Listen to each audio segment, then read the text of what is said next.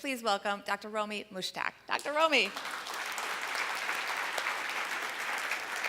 And by the way, note, she's wearing beautiful shoes, and she will explain more about that. Nice to see you. Thank you, Bobby. Love your shoes. Thank you. Oh, as I run up here in my stilettos, I just hear this click, clack, right? That click, clack was my signature sound in the hospital corridors where no stilettos had ever roamed before.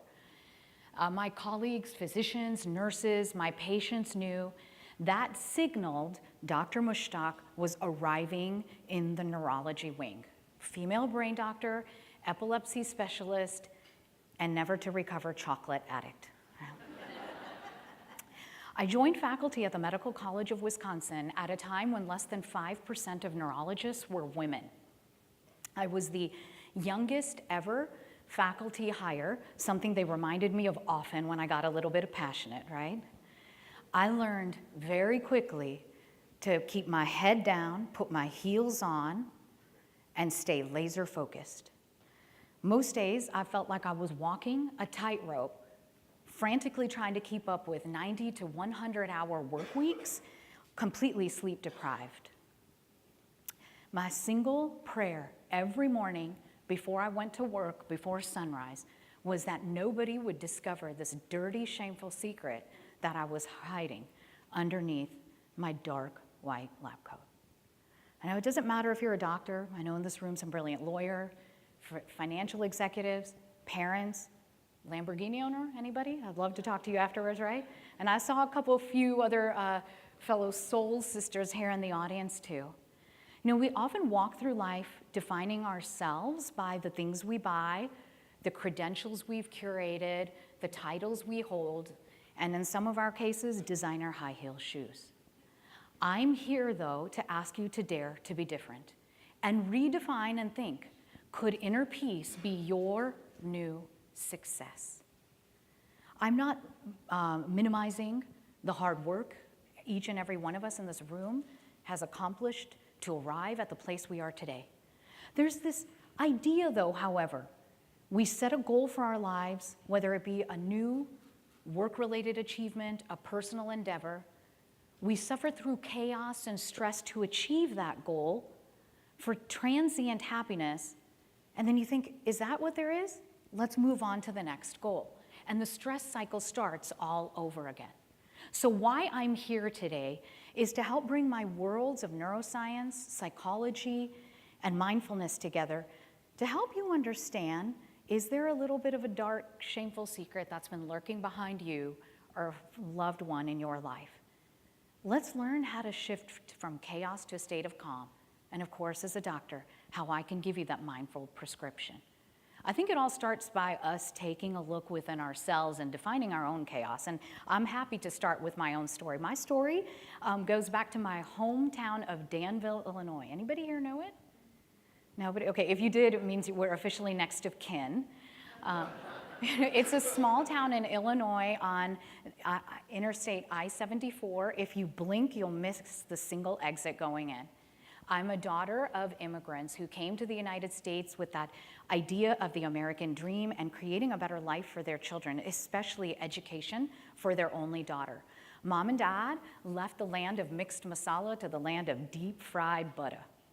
Yeah, I outline Illinois State Fair food. If any of you all have been there before, you know what I'm talking about, right? My parents raised me with a single mantra of success. We have one daughter, and you will become a doctor. I ain't gonna lie though, I'm Romie, and I was a bona fide handful. I was talking all the time, so they would either put a piece of chocolate in my mouth or hand me an encyclopedia to read. Yes, I'm that old. There was no such thing as a Kindle or reader or any of the other things we were seeing this morning, right? My mother knew she had her hands full, so she recruited an entire group of women whom I affectionately call the aunties to help raise me. These were women of all different nationalities, races, religions, who shared similar conservative family values, that they have one daughter and she will become a doctor, and Lord help her find a suitable husband, right? Not necessarily in that order. Well, the truth of the matter is I worked hard and with all of their prayers, grew up to become the doctor they'd hope I'd marry. So we fast forward to my time at faculty at the Medical College of Wisconsin, and I really still remember this day very clearly. I get this booming knock at my door, and I open the door while I'm sitting inside with a patient, and the nurse goes, "Dr. Mushtaq, so sorry to interrupt. Your mother is on the phone, and she says it's urgent." Well, one of my many titles is loving, dutiful daughter, and I think any of us, if we get a call from our parents at the workplace, automatically assume the worst. And so I go rushing to the front, where all the nurses and administrators are just carefully watching. Pick up the phone. Mom, it's me. Is everything okay? It's the middle of the workday. It's not like you to call. Romie, beta, all your aunties came over today for chai ceremony. I knew right then they weren't in trouble. I was. I took a deep breath.